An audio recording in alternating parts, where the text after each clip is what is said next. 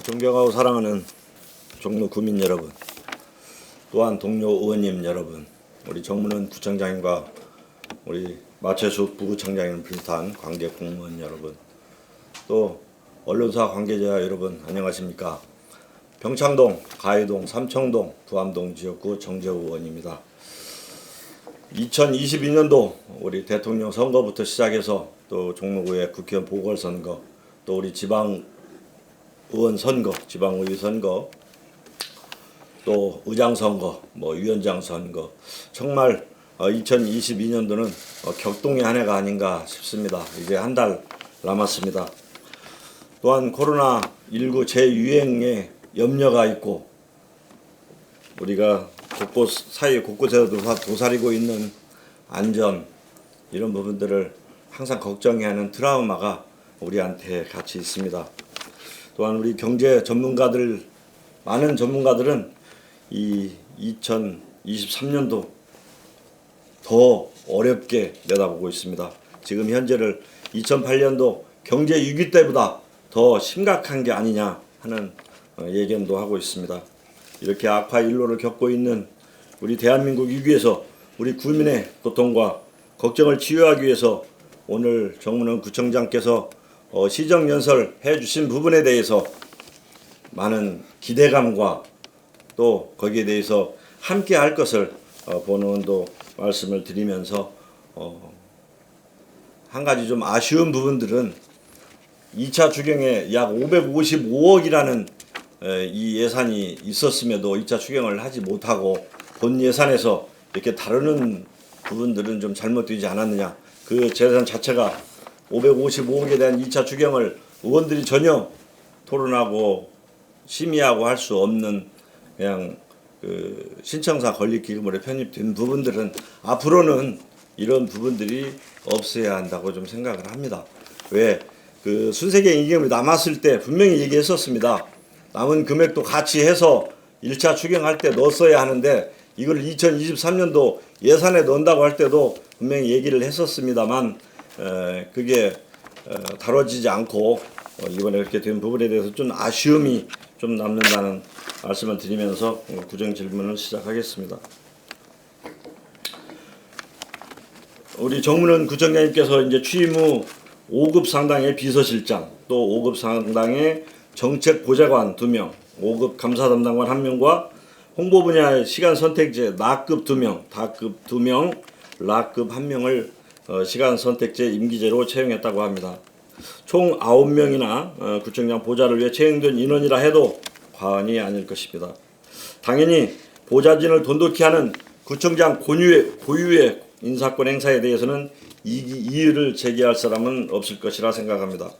그러나 우리 종로구청 공무원 노조에서 성명서를 발표할 지경에 이르렀다면 정원 위로 채용이 가능하다 하여 예산이나 업무량을 감안하지 않고 너무 많은 인원이 채용된 것은 아닌지, 과연 어떠한 일들을 하는지 의문을 갖지 않을 수 없을 것입니다. 조금 전 말씀드렸듯이 국가적인 위기에서 정말 우리 구가 허리띠를 졸라매야 하는 상황이기에 더욱 그렇습니다.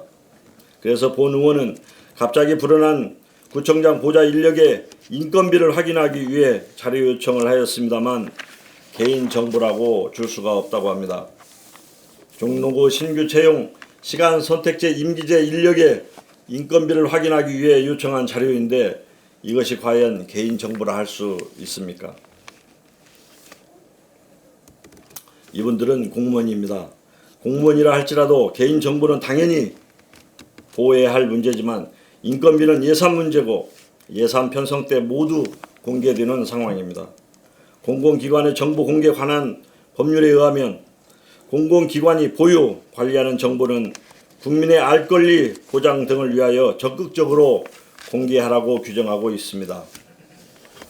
다만 중대한 이익을 현저히 해치는 경우 국민의 생명, 신체, 재산의 보호에 현저한 지장을 초래할 우려가 있는 정보, 성명, 주민등록번호, 개인정보로서 공개될 경우 사생활의 비밀 또는 자유를 침해할 우려가 있는 경우는 예의로 하고 있습니다.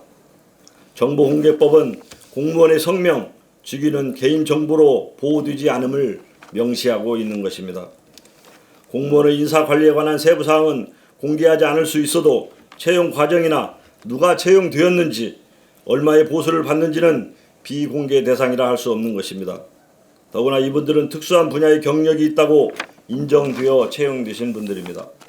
그런데 이분들의 경력도 공개하지 못한다는 것은 주민으로부터 구정을 잘 감시하라고 주어진 권한이자 의원의 자료 요구 권한을 무시하는 것입니다.